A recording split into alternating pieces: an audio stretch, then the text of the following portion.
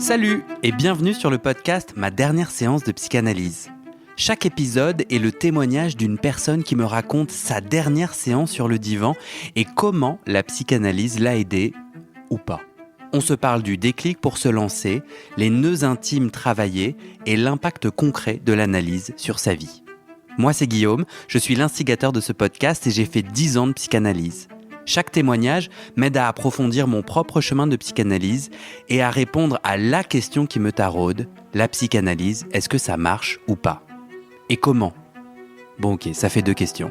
J'espère par là peut-être vous inspirer vous aussi sur votre chemin. Alors parfois je joue au psychanalyste, j'aide les gens à accoucher de leur histoire et à s'entendre. Parfois, je joue au patient et je détricote mes propres nœuds. Allez, place à l'épisode, je vous souhaite une très bonne écoute et vous dis à très bientôt. Ah, je vous rajoute un petit message, on arrive à la fin de 2022, bon peut-être que vous écoutez ça et on est déjà début 2023, en tout cas c'est un temps d'introspection pour moi, pour vous aussi peut-être. Je me demande qu'est-ce que je laisse à 2022 et que je ne vais pas continuer et qu'est-ce que je crée pour 2023. Alors du coup, j'ai envie d'entendre votre avis.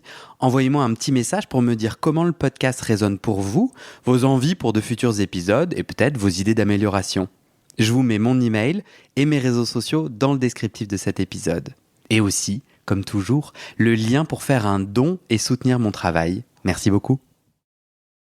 Est-ce que toi, tu as dit, j'ai choisi mon analyste par recommandation. Est-ce que son genre a été une clé de décision pour toi ? Non, mais parce que j'étais pas dans une période de vie où je pouvais être dans ces réflexions-là à ce moment-là, tu vois. Après, aujourd'hui, je peux le penser, de si on m'avait donné un autre numéro avec un genre différent, ou ce que ça représentait, justement, son genre, à mon analyste. Mais pas sur le moment du choix. Pas sur le moment. Et ce genre-là, est-ce qu'il s'est invité, est-ce que ce savoir-là s'est invité dans ta cure ? Bien sûr. Le fait que ça soit... Oui, c'est sûr, mais c'est... Ouais. C'est évident. Parce que tu vois, moi, je trouve que là, pour le moment, on aborde le savoir d'une façon assez douce, comment dire, non urgent. Oh, on a dit un peu, c'est pas forcément nécessaire d'en savoir trop, on peut en savoir, c'est ok, mais on pourrait se planter dans ce savoir-là.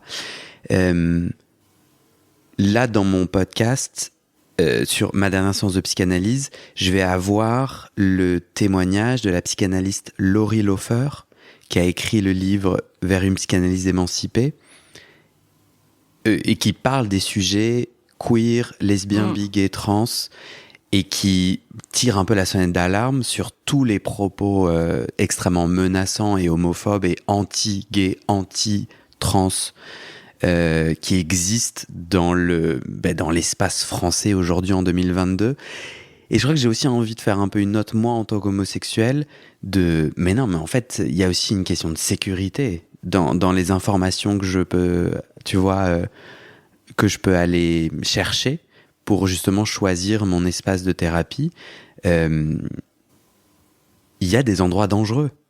Si je tombe sur un analyste homophobe alors que mon sujet c'est d'assumer mon homosexualité, bah ça va forcément merder, non ? Ou c'est dangereux pour moi ? Oui, après,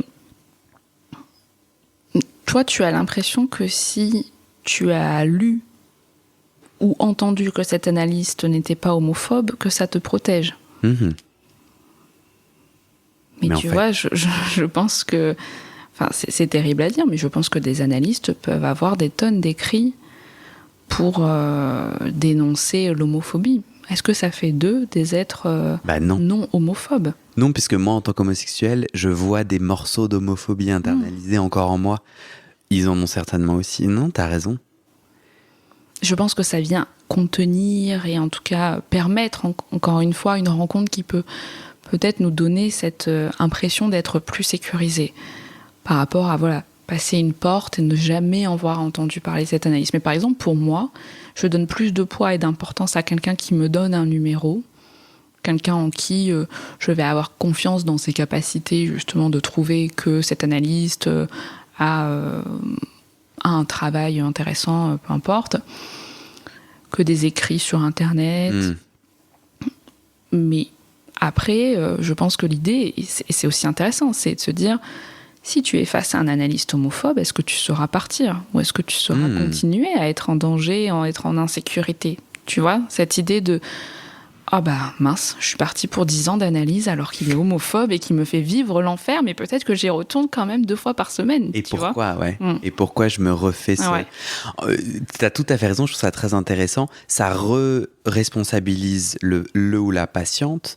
Et ce qui est gênant, c'est que dans de nombreux pays, un peu moins en France, mais il y a encore aujourd'hui des thérapies de conversion, c'est-à-dire des professionnels qui se positionnent en disant « Votre enfant est lesbienne, bi, gay ou trans, je vous le soigne pour le remettre dans le droit chemin ». À coup de psychothérapie, mais aussi un petit peu de Jésus et d'autres religions. Et oui, moi, je me sens assez fort pour partir. Mais combien de personnes vont se dire « Ah ouais, c'est vrai », qui assument pas bien, se disent « Bah oui, c'est vrai, c'est des penchants, c'est pervers. » Et donc, tu vois. Et du coup, peut-être que la question que je pose, c'est la question de la régulation. Mais je sais pas comment... Tu vois, l'absence de régulation dans la psychanalyse notamment, qui pose question peut-être. Ou en tout cas, j'aime bien ta conclusion de dire, s'il m'a été recommandé, il y a quand même quelque chose de fort et de sécurisant aussi, quoi. Oui, après, encore une fois, pour certains déjà, ce sera absolument terrible de leur recommander parce que, imaginons qu'on a appris que quelqu'un va voir cet analyste ou je ne serai pas le patient unique de cet analyste, ça serait très décevant aussi. Ça le serait pour moi. En vrai, jamais j'irai. Voilà, jamais j'irai. tu vois. C'est pour ça que, en fait, à partir de là, on parle encore une fois de soi. Bien sûr. Et puis moi, suivant la recommandation, si c'est une personne que vraiment... j'ai du mal, en tout cas, à créer un accrochage dans sa façon, elle, de percevoir, je sais pas, le soin, etc., bah, je vais déjà commencer à juger cet analyste que je ne connais pas, de toute façon. Et si c'est quelqu'un qui me parle dans sa façon d'être et de se penser, etc., je vais peut-être courir chez cet analyste qui, au final, serait peut-être extrêmement décevant, tu vois. Ouais. Mais je crois que la question... Je répondrai à notre question de cet épisode en disant... Peut-être que pour moi, l'enjeu, c'est plutôt de ressentir qu'est-ce que je ressens de mon analyse pour que ça marche. En fait, en tout cas, pour que ça marche, c'est ce que je ressens pendant la séance et entre les séances qui va être la clé, moins que le savoir, selon moi. Et donc, j'entends par là comment je me sens lorsque je tente de dire tout ce qui me passe par la tête, que je joue le jeu de la psychanalyse, je dis ce qui vient, comment je me sens dans le comportement, le cabinet, le regard ou l'absence de regard, les interjections, les propos de l'analyse, comment je me sens. Et c'est comme ça peut-être que moi, si je devais conseiller à ma meilleure amie, je dirais essaye-en plusieurs à partir d'un savoir ou à partir de ce que tu veux. Bon, fais ta popote, de toute façon, même, et limite, va au hasard, tu m'en chopes 3, et peut-être 3 c'est trop, mais essaye et connecte-toi à toi. Comment tu te sens? Et moi, je sais que mon analyste avait vraiment cet air bonhomme. Ce matin, en me préparant avant que tu arrives, je pensais à la question... je le sentais comme un solide tronc, comme une base rassurante, accueillante. Et vraiment, l'air bonhomme, c'est-à-dire quelqu'un d'assez à la fois effacé, doux et effacé, gentillet, mais au final extrêmement puissant et très présent au moment. Il était vraiment dans le moment présent. C'était dans sa façon de se mouvoir, dans sa façon. Et ça, j'avais besoin de ce cadre-là pour sauter. Lui, il était ma corde. Pas pour me pendre, mais pour sauter. Je déteste le vide. J'ai absolument pas envie de faire du saut à l'élastique. Mais il était l'élastique pour dire, en fait, faut y aller, quoi. Dans les profondeurs de mon inconscient, j'en avais pas envie, mais... Et je sentais que cet élastique, j'étais en sécurité. Et ça, je le vivais au travers de son corps, de ce que je voyais de son corps. Et aussi pendant les séances, il a très peu parlé pendant les 10 ans. Et c'est d'ailleurs quelque chose qui est très décrié. Mais voilà, sert à quoi de se raconter 1000 fois, quelqu'un qui te répond pas et de payer pour ça. Mais il avait quand même des façons de répéter des lapsus que je pouvais faire ou de venir avec des petites onomatopées, des moments où vraiment je sentais que son venait valider une peine. Et souvent, c'était comme une aiguille qui doucement s'approchait et venait piquer des ballons remplis de détresse ou de larmes. Et quand il me faisait son là, ça coulait d'un coup. Genre, je lâchais. J'arrivais à aller à l'étage du dessous ou à faire péter le ballon de cette tristesse que j'arrivais pas à valider ou que j'arrivais pas à naviguer, que j'arrivais pas à exprimer, à extérioriser. Et je sentais beaucoup de douceur jusqu'à cette dernière séance. Où là, pour la première fois, et la seule fois en 10 ans, à la porte, il me dit « Je ne suis pas d'accord ».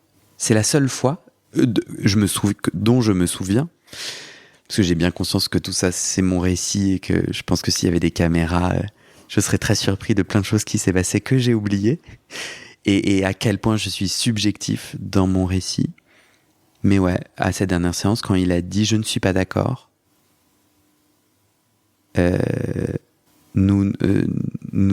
revenez à la prochaine séance. Je me suis dit, mais d'où tu sors du bois en fait? D'où le sujet, c'est ton accord. Voilà. Peut-être que du coup, ça veut dire que j'ai réussi mon analyse puisque je ne me suis pas laissé valider ou invalider, mais ça gratte quand même. Puis t'es curieux visiblement d'une nouvelle rencontre. Ouais, en fait, l'analyse, c'est pas... Avec moi, l'analyse, je sens que le podcast et je fais aussi de la céramique. Et tout ça, c'est la suite. Et j'ai l'impression que ça continue. Tu vois, on posait la question comment ça marche. Moi, en ce moment, j'observe plus le comment ça continue, alors que je vais plus sur le divan. Mais j'avais envie d'avoir ton retour. Toi, t'en penses quoi de ma conclusion, de me dire, il y a le savoir, mais il y a aussi le ressenti qui est essentiel par rapport à son analyse pour que ça marche? Oui, après... Non. Je pense que le ressenti peut aussi évoluer. Et l'idée, par exemple, d'avoir aussi des ressentis qui peuvent être parfois désagréables, parfois un peu plus de colère ou de se sentir plus abandonné par l'analyste, ne veut pas forcément témoigner du fait que ça ne marche pas. Alors, je pense que c'est à mettre, bien sûr, dans un contexte, etc. Il est évident que si un analyste ou un psychologue, peu importe, nous tient des propos homophobes à chaque fois, ou que voilà, il y a vraiment un malaise qui perdure, etc. Bien sûr que ça peut vouloir dire que c'est pas notre place et que c'est pas possible d'avancer dans ces conditions-là. Néanmoins, je pense qu'il y a certains ressentis qui sont intéressants de ressentir, justement. Et d'être parfois un peu gêné ou, comme tu dis, des fois avoir peur de dire quelque chose à ton analyste, avoir peur de lui parler de sexe, par exemple, et que ça veut pas forcément dire, justement, si tu te sens pas suffisamment libre de dire tout à ton analyste, c'est que c'est pas le bon. Par exemple, c'est qu'il faudrait aller voir ailleurs, tu vois. Toute la dimension, en plus de ce que ça voudrait dire aller voir ailleurs, mais... je pense que c'est bien parce que ce cadre-là le propose qu'on peut aussi ressentir tout ce qui nous vient et que même la colère, même, je sais pas, le dégoût, même se sentir abandonné, même se sentir objet, etc., ça peut exister dans ce cadre-là et être justement mis au travail dans cette relation. Ah, grave. Moi, j'ai eu plusieurs témoignages de gens récemment qui m'ont dit « Bon, moi, j'ai arrêté, je suis parti ». Et à chaque fois, je leur disais, est-ce que tu lui as dit? Est-ce que tu as fait une dernière séance où tu as dit, donc la personne me parle, et je lui dis, j'entends ta colère, Tu lui as dit à ton analyste, à ton thérapeute. C'était pas forcément des gens en psychanalyse d'ailleurs. Et à chaque fois, c'était non. Et j'ai l'intuition, et je leur partageais mon intuition, de dire, mais en vrai, vas-y, on est en plein dans ta thérapie, là. Va lui dire cette juste colère, comment elle t'agace, comment ce qu'elle a dit là, c'est inadmissible, ou c'est malvenu. Vas-y. Oui, puis ça vient dire quelque chose de ce passage à l'acte, par exemple, je sais pas, ça fait 6 ans que la personne est en analyse, et puis un jour quelque chose est dit qui ne lui plaît pas, et puis elle ne reviendra jamais. Tu vois, comme si ça pouvait pas être pensé, même la séparation aussi. Tu vois que ça pourrait pas exister, de comment on se sépare d'un analyste, d'un psychologue, comment on lui dit. Enfin, encore une fois, c'est ce qui se joue en soi. Il va y avoir des personnes qui seront très au clair et dans la possibilité de dire que ce qu'on leur dit là n'est pas OK pour eux, ou que ça fait quand même plusieurs séances qu'ils se sentent mal à l'aise par rapport à ça, ou en peine, ou qu'ils se sentent abandonnés. D'autres n'arriveront pas à en dire quelque chose, mais à ce moment-là, c'est justement le matériel clinique. Parfois, le psy peut en dire quelque chose aussi. Des patients qui loupent des séances, ou qui arrivent toujours en retard, là depuis 2-3 mois, se trompent dans les créneaux, ou même piquent plus. Ou justement ont très peur quand le psy part en vacances, est-ce qu'il va quand même penser à eux, etc. Enfin, c'est aussi le travail du psy, de l'avoir en tête et de pouvoir peut-être en penser quelque chose, et peut-être à un moment le proposer au patient, ou pas. Ça dépend ce qui est possible à ce moment-là d'entendre et d'être mis au travail. C'est vachement intéressant ce que tu dis dans ce qui est possible d'entendre et de mettre au travail.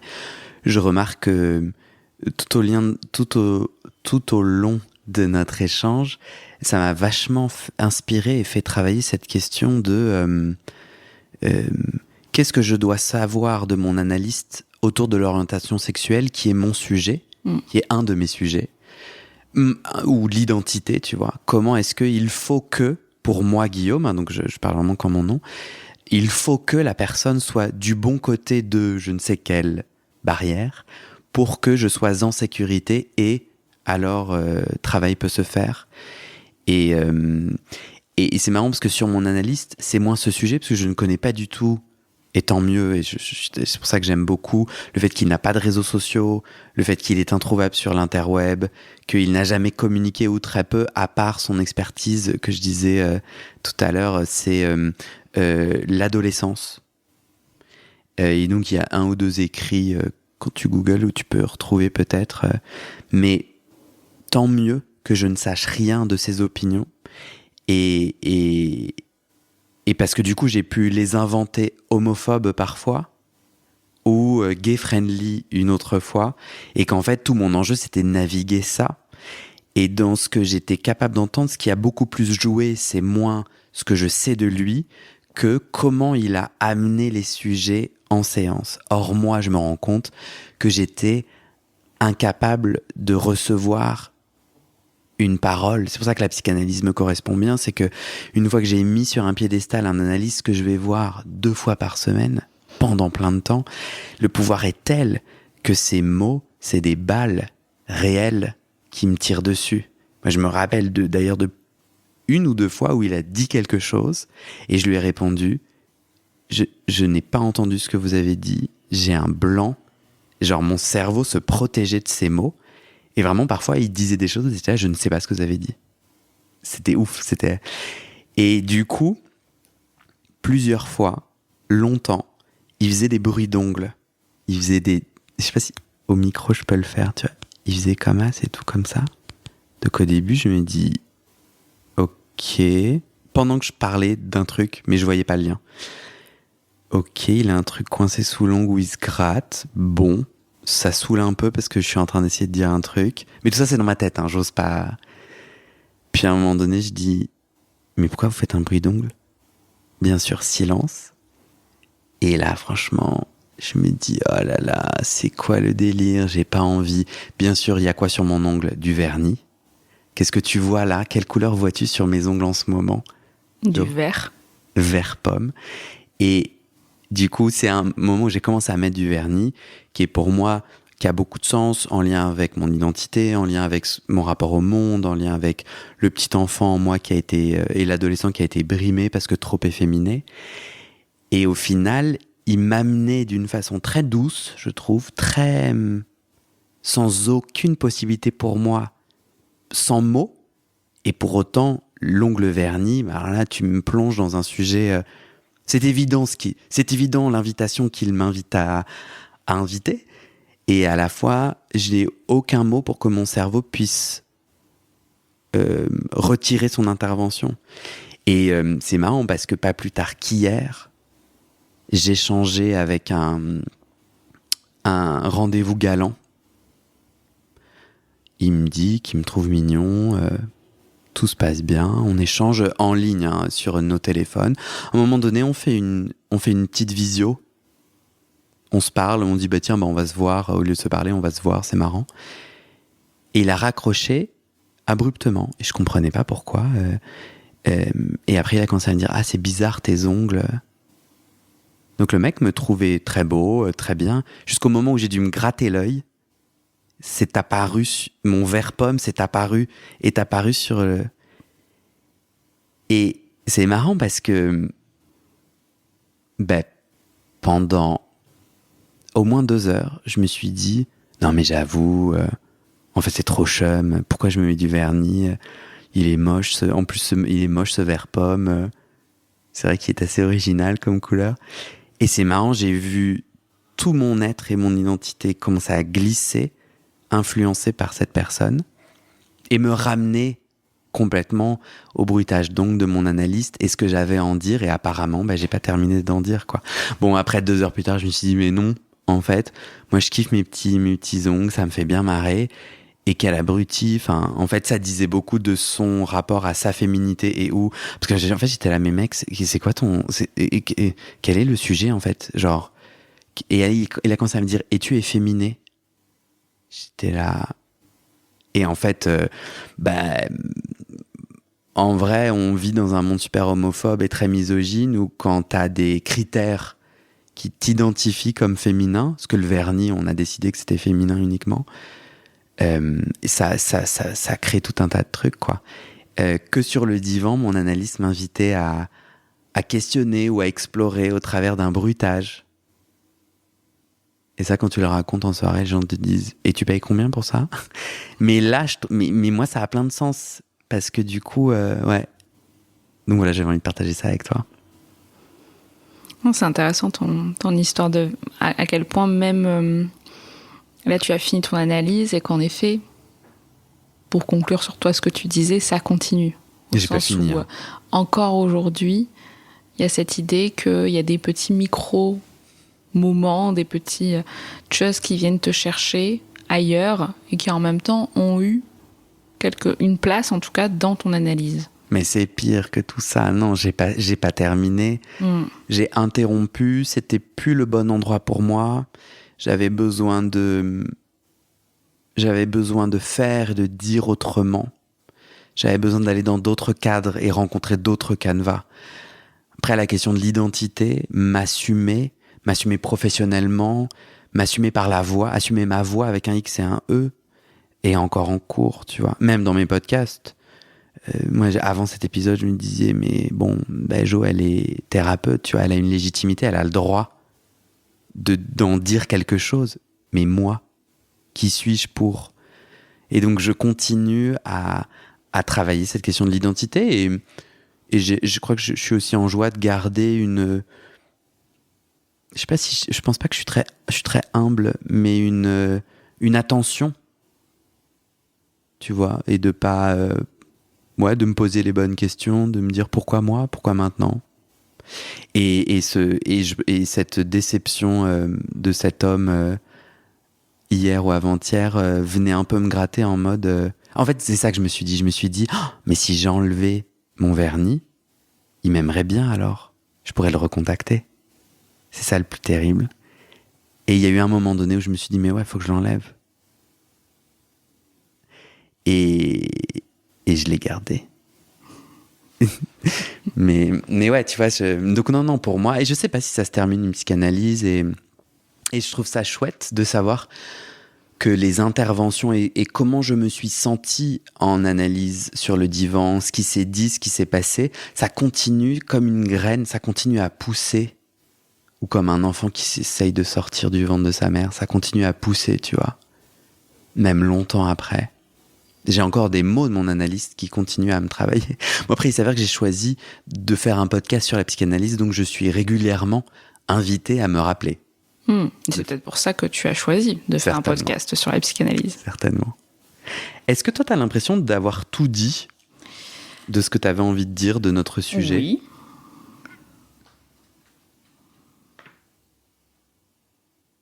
Est-ce que toi, tu penses avoir tout dit ? De toute façon, je pense que ça serait des thématiques qui pourraient être à chaque fois rediscutées, dénouées. Non, oui, j'ai tout dit, et non, j'ai tout dit de ce que j'ai là de disponible. J'ai une note sur mon petit calepin, réseaux sociaux. Je me suis noté ça parce que j'observe et je vois des psychanalystes qui se racontent en ligne. Sur les réseaux sociaux ? Ouais. Instagram, Facebook. Et au final, je ne sais pas ce que j'en pense. Je sais que moi, ça vient me gratter à l'endroit de mon identité, à l'endroit de s'assumer. Et je pense que j'ai une part de jalousie. Je me dis, ils ont l'air si libres. Mais ça, du coup, je parle que de moi. C'est pas ça. C'est mon sujet. Et une fois que j'ai compris qu'en fait, parce que du coup, je pense que mon premier avis, c'est de se dire, bah non, en fait, en tant que psychanalyste, en tant que thérapeute, ton endroit, c'est pas de te raconter. Parce que justement, tu viens remplir le canevas de 1000 trucs, ça empêche, etc. En vrai, c'est plutôt Guillaume et son sujet d'assumer son identité, ses identités et ses multiples facettes qui parlent. Parce qu'après, suite à notre échange, je me dis plutôt, mais en fait, il faut tout pour faire un monde, dans le sens, il y a des gens à qui que ça aidera de passer le pas, de faire l'analyse avec ces personnes-là, qui viendront croyant être fortes de ce savoir, de tous ces textes et ces vidéos sur les réseaux sociaux. Et en fait, ils vont découvrir peut-être autre chose, mais qu'au final, ouais, c'est une façon de démocratiser quelque chose qui peut aider des gens. Je sais pas si toi... Parce que ce qui est intéressant, c'est que toi, en tant que thérapeute, tu ne lis pas LIE, tu n'as pas lié ton métier de podcasteuse et ton métier de thérapeute, c'est-à-dire que si je veux prendre un rendez-vous avec toi, je peux pas trouver le lien. Donc tu as fait le choix inverse. Oui. C'est pour protéger quelque chose en particulier ? C'est pas pour protéger, c'est pour différencier. Alors j'ai vu plusieurs psychologues sur les réseaux sociaux, des psychanalystes, j'ai pas en tête là d'avoir vu des psychanalystes qui associaient les deux. Je réfléchis, mais toi t'as en tête... Ouais, bah, je t'enverrai les liens. Ok. J'ai vu des On a un groupe, en fait, le podcast Ma dernière séance de psychanalyse a un groupe Facebook privé. Ah, mais j'ai vu que d'ailleurs, pour toi, en tout cas les analystes que tu as interviewés, sur Ma dernière séance de psychanalyse, j'ai vu que parfois on pouvait trouver leurs coordonnées. Bah bien sûr, encore plus simple, voilà. Au-delà du groupe Facebook. Mais oui. Moi, j'ai des interviews, t'as raison, de psychanalystes qui racontent leur chemin d'analyse intime. Ouais. Alors. C'est bien ou c'est pas bien ça pour toi ? D'avoir des analystes sur ton podcast ? Ouais, qui se racontent. Je pense que tu en as peut-être beaucoup. Ah ouais ? Je pense que c'est intéressant. C'est marrant que tu dises ça. J'en ai, sur 50 épisodes, je crois que j'en ai 6. C'est beaucoup, non ? 7. Ah ouais ? Bah, je trouve qu'en tout cas... Ok, non mais ouais. Je sais pas en termes de proportion. Après, bon, il y a beaucoup quand même d'analystes qui ont découvert cette profession en étant justement sur le divan et après en ayant envie de se réorienter pour faire ça. Mais je trouve que c'est pas mal de sortir un peu de la boucle de... On peut parler de son analyse que quand aujourd'hui on est analyste, enfin, tu vois, d'extérioriser tout ça. Enfin, moi, j'aime beaucoup entendre d'ailleurs les discours de personnes qui ont fait une analyse, qui ne sont aujourd'hui absolument pas thérapeutes ou analystes, etc. C'est les 40 autres témoignages, c'est la grande proportion, et je suis d'accord avec toi. Mais moi, en tout cas, c'est des témoignages qui vont plus me parler. Ouais. Tu vois. Pourquoi toi, tu lis pas les deux ? Tu dis c'est pour différencier. Tu prends soin de quoi quand tu différencies tes deux activités ? En fait, j'arrive pas déjà à trouver quel sens ça prendrait pour que ce soit les patients ou que ce soit pour les auditeurs et auditrices. Je vois pas en fait ce que ça apporterait, d'une part à ma pratique et d'une part aux patients ou justement à ceux qui écoutent le podcast. Je trouve que ces deux espaces distincts, qui en plus, je trouve, on est dans une ère où, pour moi, ça reste quelque chose de questionnant, le fait de confondre un petit peu tout ça. J'en parlais d'ailleurs avec une psychologue qui est sur Instagram et qui me disait que c'était quand même compliqué, l'idée de... elle fait du contenu sur Instagram. En montrant sa tête. En montrant sa tête, parfois c'est chez elle, etc. Et puis dans sa bio Instagram, il y a un lien pour prendre rendez-vous. Et que En quoi c'était compliqué pour elle ? C'était compliqué parce que, par exemple, elle me disait que des fois, en fait, elle avait des messages Instagram de gens qui voulaient prendre directement rendez-vous sur Instagram. Donc, ça posait la question de est-ce que maintenant, Instagram pourrait être aussi, tu vois, une plateforme où on prend rendez-vous avec les psychologues. Mais du coup, elle, est-ce que c'était son Instagram aussi où elle pouvait raconter des choses de sa propre vie, etc. Est-ce que c'était que professionnel ? Est-ce que du coup, elle se mettait à avoir un emploi du temps où elle gère, il me semble qu'elle a Doctolib, Instagram, plus son téléphone, etc. Enfin, un espèce de brouillard comme ça, où elle savait plus vraiment où mettre en fait son temps, son énergie, et que surtout, donc en fait, ce qu'elle vivait sur Instagram, c'est que par exemple, si elle répondait... là, elle me racontait deux expériences où elle a répondu qu'elle pouvait pas recevoir. Je sais plus si c'était parce que c'était un créneau qui allait pas ou je sais plus. Mais que en fait, on était dans des façons de s'adresser comme sur les réseaux sociaux. Par exemple, elle s'est fait insulter 2 fois parce que du coup, elle a pas répondu à cette demande de rendez-vous parce qu'elle a l'impression de n'avoir jamais vécu par email ou quelqu'un à qui on a donné son numéro, etc. Enfin, avec en plus, du coup, c'est aussi questionnant parce que donc tu as un profil Instagram qui te donne, qui te demande ce contact-là. Donc ça veut dire qu'en tant que thérapeute, tu pourrais même voir donc un pseudo, tu pourrais voir l'Instagram de ton futur patient. Mais ce qui pour moi est vraiment pas bénéfique, en tout cas. Pour la rencontre. Enfin, j'ai pas à voir l'Instagram de mes patients, comme j'ai pas à un jour rencontrer leur mari qui pourrait me dire que, en fait, ce que telle personne me dit en séance, ça n'a rien à voir avec ce qui se passe avec le quotidien. Enfin, tu vois, ça va dans les deux sens aussi, que moi, le savoir que je peux avoir sur le patient, c'est le sien, c'est ce qu'il va me montrer, ce qu'il va m'amener. Mais c'est pas où on commence, où j'ai accès à son profil Insta. Je suis pas super convaincue parce que, en gros, t'es une bonne professionnelle, donc, en fait, pour moi, ça se répond. Tu te dis 2 choses. 1, c'est compliqué en termes d'organisation. En vrai, tu fais un message automatique en disant tous les rendez-vous passent par Doctolib, merci, bonne journée. C'est pas très compliqué, en fait, d'unifier en termes de stratégie de communication un peu bébête, ou toute prise de rendez-vous, merci d'envoyer un email à. Et deuxièmement, toi, tu n'iras pas voir les Insta de tes patients si jamais d'ailleurs, toi, sans Instagram, tu pourrais googler chaque prénom et nom de patient et avoir accès à énormément de choses que tu fais pas et tu n'as pas besoin d'être ou ne pas être sur Instagram pour se limiter. Du coup, moi, si je devais me faire l'avocat du diable, non, je suis pas l'avocat du diable. En fait, j'entends ton choix, j'ai du mal à le comprendre.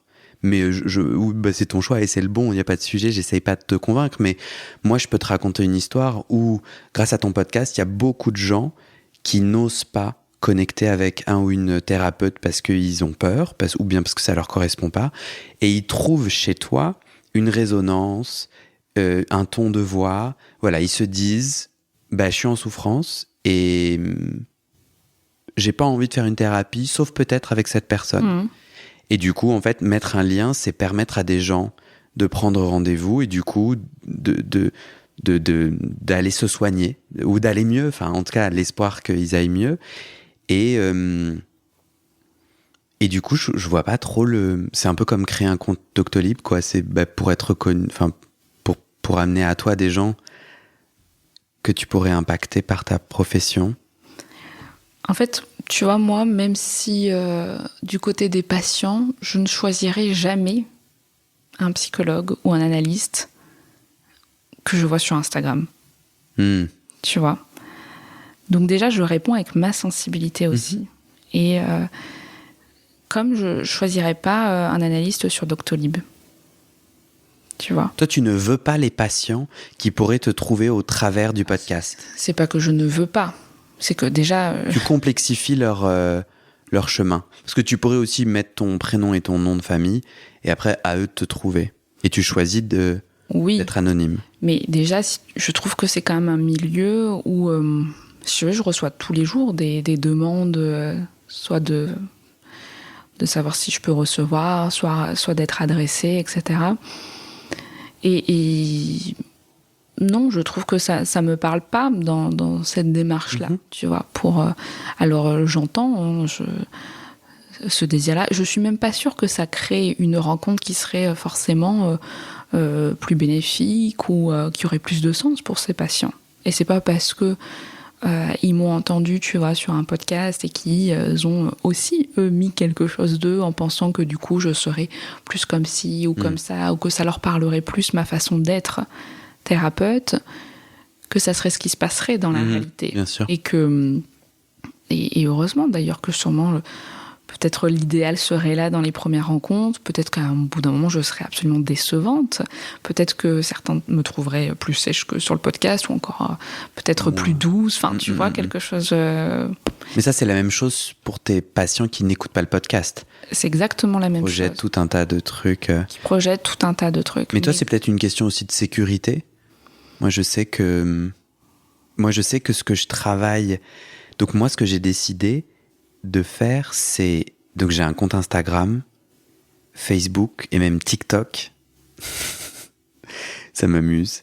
Et parfois, je monte ma tête. Mais la plupart du temps, c'est des extraits audio des podcasts que je trouve chouettes. Les extraits.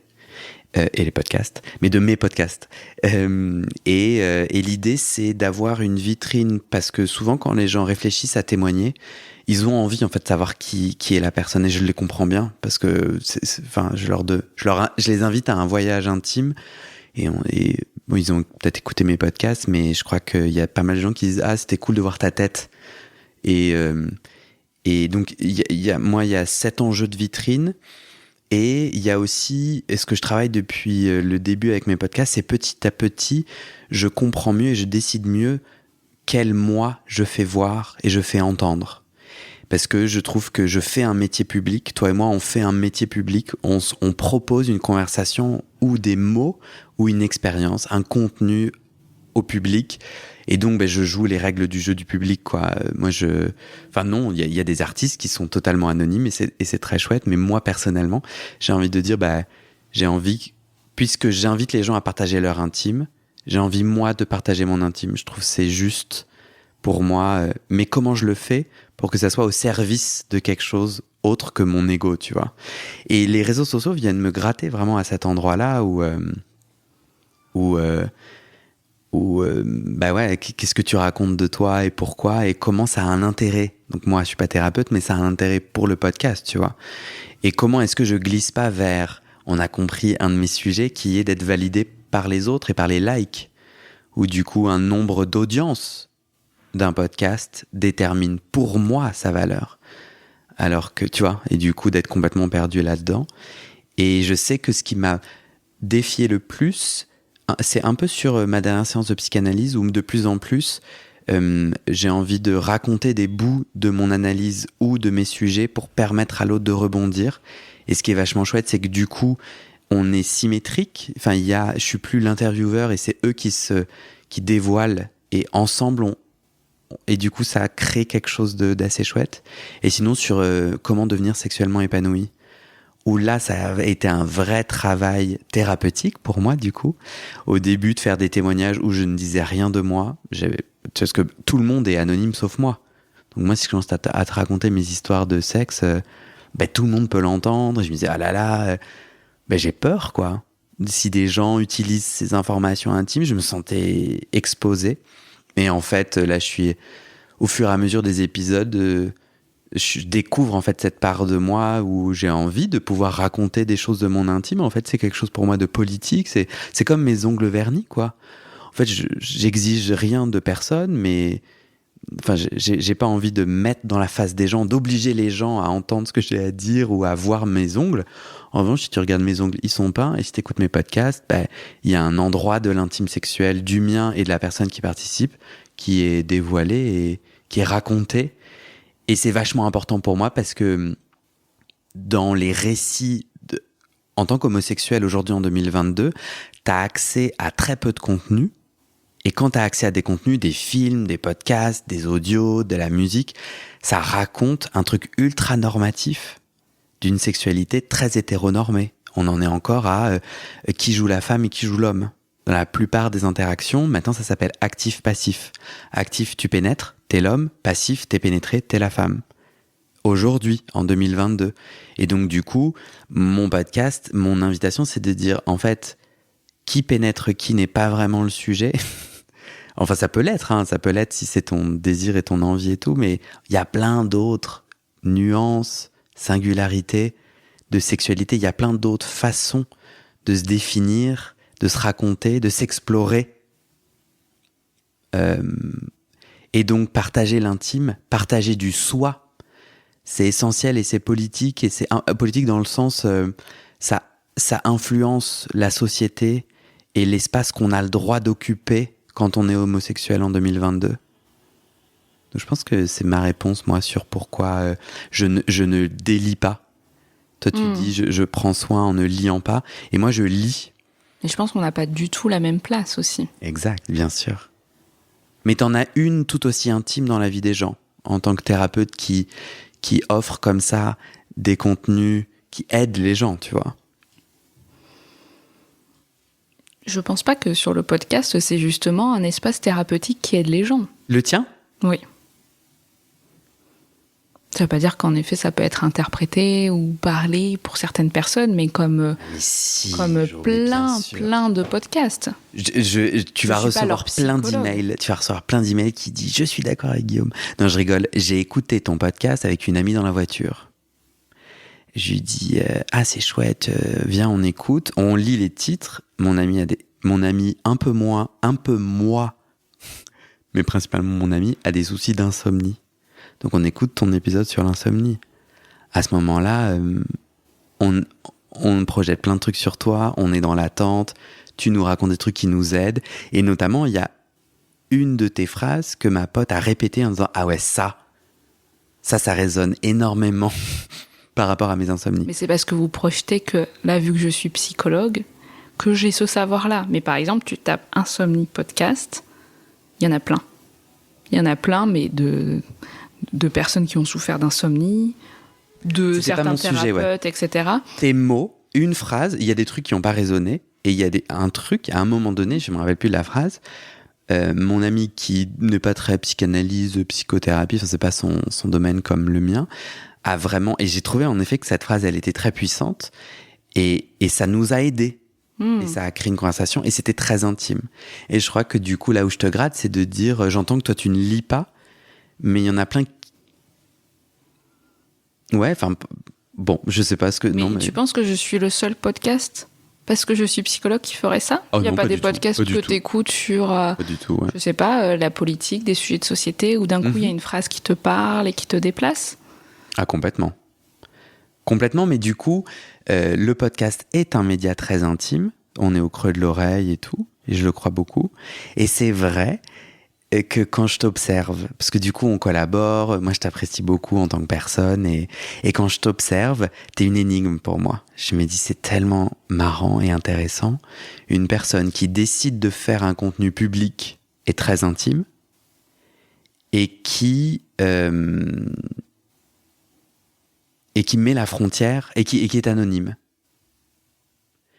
Et pour moi, ça m'intéresse beaucoup, moi, dans mon questionnement parce que moi j'ai décidé de ne pas être anonyme et d'utiliser l'intime et le podcast comme un propos un peu politique ou tu vois que je viens de raconter, donc je trouve ça intéressant. On a des chemins différents. Oui, et en même temps tu nous racontes que toi aussi toute cette problématique d'être vu, de sortir du placard, elle fait partie de toi. Bien sûr. Mais peut-être qu'elle fait pas partie de moi, tu vois. Et je pense que dans le podcast, de toute façon, il y a toujours quelque chose d'assez narcissique, de toute façon, d'avoir envie d'être entendu, d'être apprécié, peut-être d'avoir tant d'écoute ou tant d'autres, etc.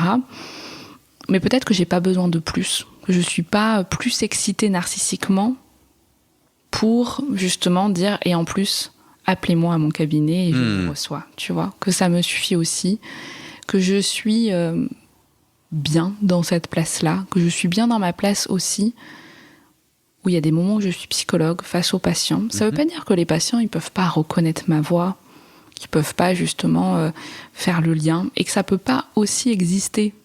C'est-à-dire qu'il y a des moments où ça se co-nourrit, ces deux milieux-là. Il y a des moments où l'un va avec l'autre. Enfin, voilà, il y a des choses comme ça qui passent d'un... Hey, t'as déjà eu en séance quelqu'un qui te dit « Mais attendez, c'est vous la voix de... » Et là, ce nouveau savoir, cette mise à jour de savoir, t'as vu des modifications? Enfin, parce que c'est ça notre sujet, c'est quoi savoir de son analyse, de son thérapeute pour que ça marche. Toi, le moment où, du coup, il y a des gens qui se disent « Mais attends, je fais le lien », t'as l'impression qu'en effet, ça impacte, en fait, la thérapie. Oui, mais ça impacte pas négativement ou positivement, pardon. Mais en tout cas, ça existe. Et donc, c'est OK. Hop, ça rentre dans le matériel. Ouais. Ça va exister de toute façon. Et puis des fois, peut-être que ça va se taire pendant un moment, puis ça va revenir.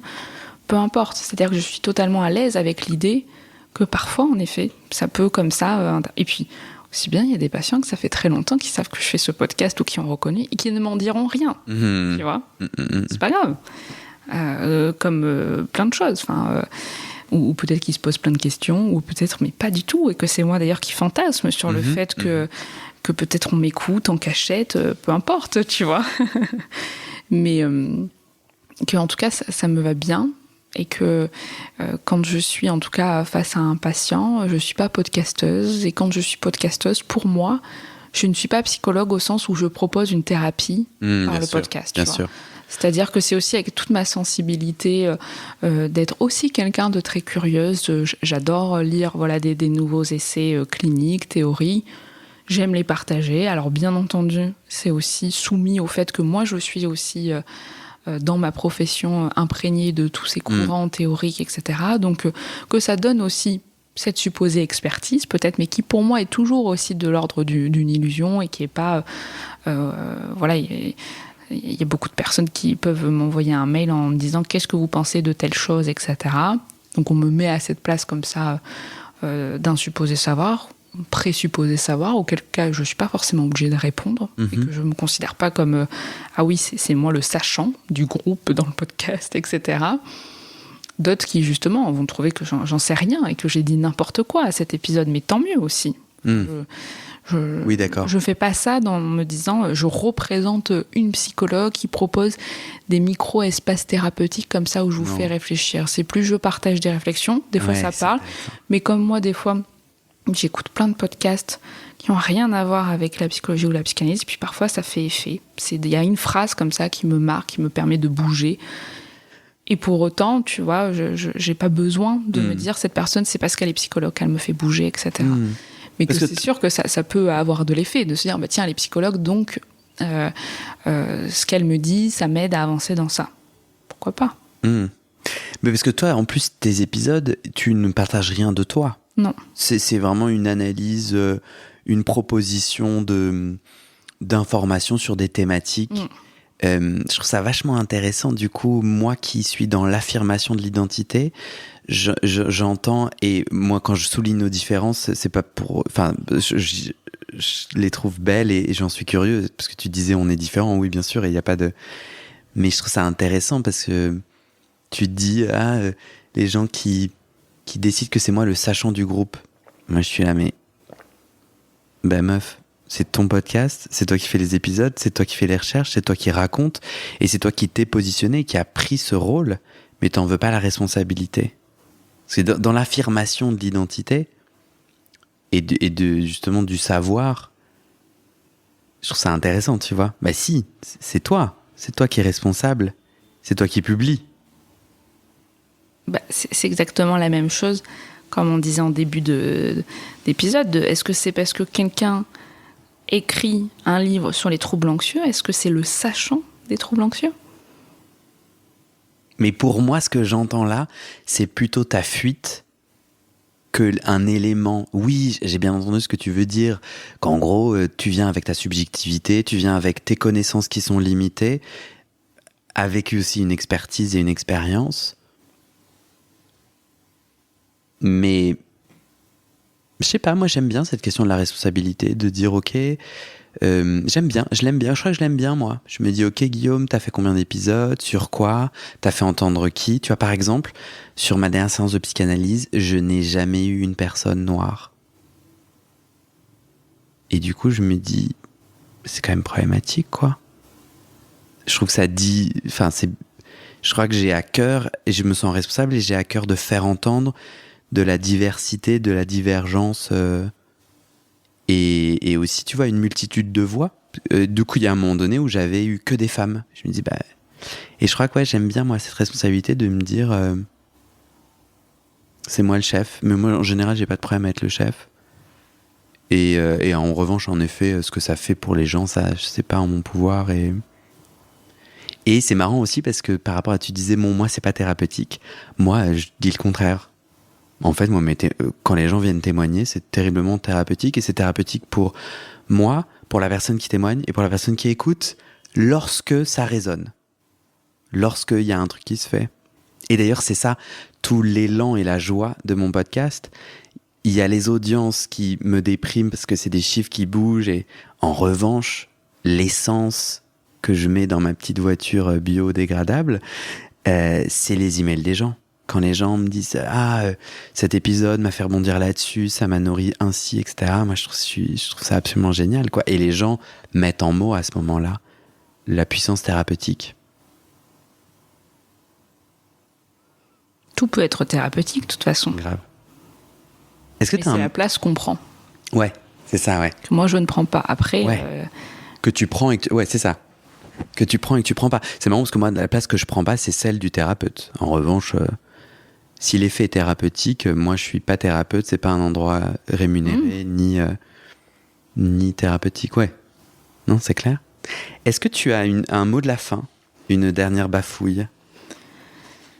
On peut dire que les gens doivent absolument aller dans le descriptif de cet épisode, dans lequel il y a tous les liens pour écouter ton podcast et mes podcasts. On pourrait commencer par ça. Ils n'y trouveront pas ton lien pour prendre rendez-vous. Ils le savent déjà. Est-ce que moi, j'ai juste envie de te remercier. Merci à toi aussi, Guillaume. C'était très agréable.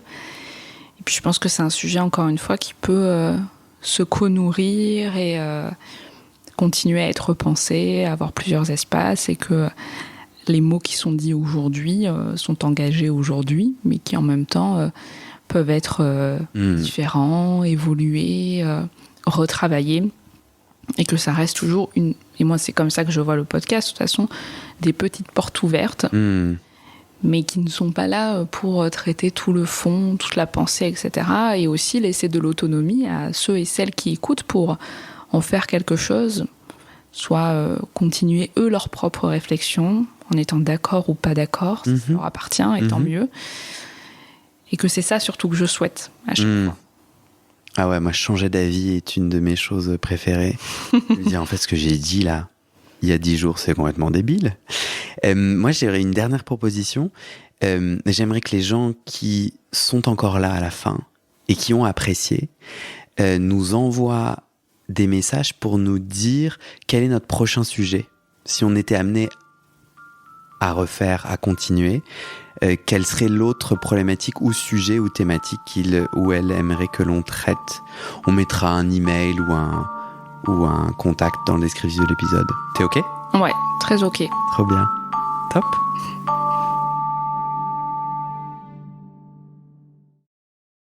Et c'est la fin de cet épisode. Vérifiez dès maintenant si la suite est déjà publiée. Sinon, vous pouvez vous abonner à ce podcast sur votre plateforme d'écoute pour être alerté dès la sortie des nouveaux épisodes. Et si vous aimez les témoignages intimes comme celui que vous venez d'écouter, j'ai 2 autres podcasts qui pourraient bien vous plaire. Je vous les présente. Histoire de devenir moi. Ça, c'est un podcast dans lequel des gens ordinaires me racontent un tournant déterminant pris dans leur vie.